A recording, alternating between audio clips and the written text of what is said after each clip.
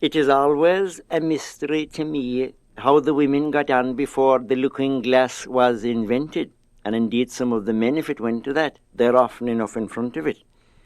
Well, the looking-glass was invented, and there was one man that was dull of the fact he was living in an out-of-the-way place. There was an excursion, and he availed himself of the low fare to travel out.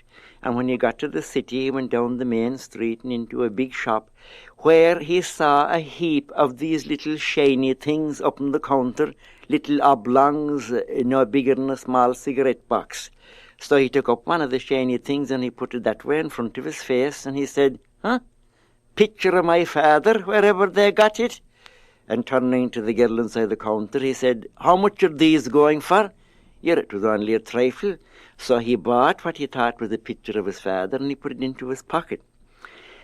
And every opportunity he got, he'd take that out and admire his father's picture, a man he had great respect for, and that was dead for some time. And he says to the girl, "Where did you buy these?"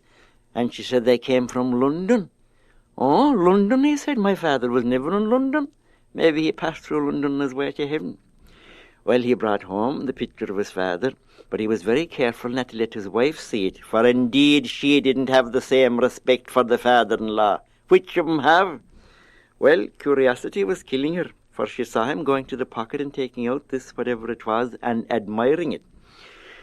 One day her chance came. What happened but a neighbour's chimney to go on fire, and her husband, when he heard all the hillabouherk, he ran out and forgot to take his coat.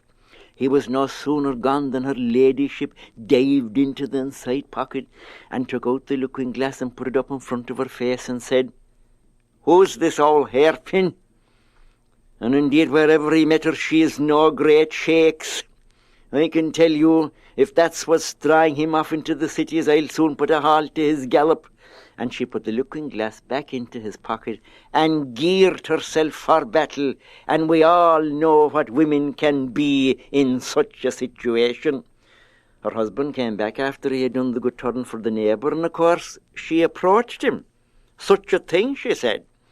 "What are you doing with the picture of this other dolly Varden inside in your pocket?" The man said, "That's not a picture of any woman." He said, "That's a picture of my father." And she said, "With a dress on him?" "Oh," she said, "you'll hear more about this," putting on her hat and coat and going over to the presbytery. Well, when she landed at the priest's house, Father John, you could knock him down with a feather, for he said that he knew her husband very well, that he was a nice, pious, quiet, devout man. "God help your head, Father," she said. "He has me fooled up to the ball of my eye, and what's more, he has a picture of the strange woman inside in his pocket." "Oh," says Father John, "that won't do. That'd be a nice headline to be giving my congregation. I'll have to go to the house and reprimand him." So Father John and herself came to the house, and Father John, when he lifted the latch, he said, "Here now, my good man, this is enough about this. Hand me out the picture of that strange woman you've there inside in your pocket." Well, her husband, when he heard that, he was hoping that a hole had come on the floor and swallow him. So he went over to the court, and he took out the looking-glass out of the pocket, and he handed it to Father John. And Father John, he put the looking-glass like that in front of his face. And when he saw who was looking out at him, he got a fit of laughing. "Well, says he, the two of you would want to have your heads examined. Isn't that the parish priest that was here before me?"